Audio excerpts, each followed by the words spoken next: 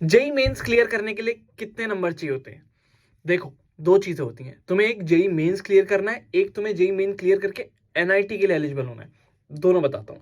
JEE mains अगर सिर्फ clear करना है तो मैं सिर्फ जनरल की बात करता हूँ, बाकी सारी चीजें वैसे ही कवर हो जाती है।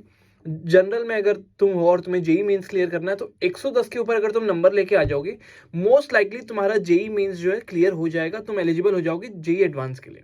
अगर तुम्हें यहीं पे एनआईटीज अगर कोई चाहिए तो तुम्हें अच्छे एनआईटीज के लिए मुझे लगता है 170 से ऊपर नंबर लेके आने पड़ेंगे। सेफली अगर चलना है तो 180 के ऊपर लेके चलो, तो मोस्ट लाइकली तुम्हें अच्छे एनआईटीज जो है मिल जाएंगे। अब बात आती है कि आपका गोल क्लियर होना चाहिए कि तुम्हारी जेई मेन से क्या एक्सपेक्टेशन है।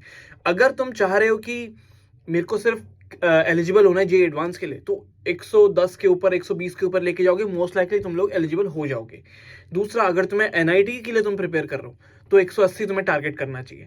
तो मेरे को बहुत सारे कमेंट आते हैं कि भैया मेरे 140 आ रहे हैं, 150 आ रहे हैं, मुझे जेई मेन सिर्फ क्लियर करना है। नहीं भाई, अगर आपको सिर्फ क्लियर करना है तो 110 120 इज मोर देन इनफ। इसका मतलब ये नहीं है कि किताब बंद करके बैठ जाना है। अपना गोल सेट कर लो कि क्लियर करना है, तो फिर तुम अलग तरीके से प्रिपेयर करोगे। और ऐसे बहुत सारे डाउट्स करियर से रिलेटेड, नॉट जस्ट जेई, हम यहाँ पे बहुत सारी चीजें डिस्कस करेंगे। And for that subscribe this channel.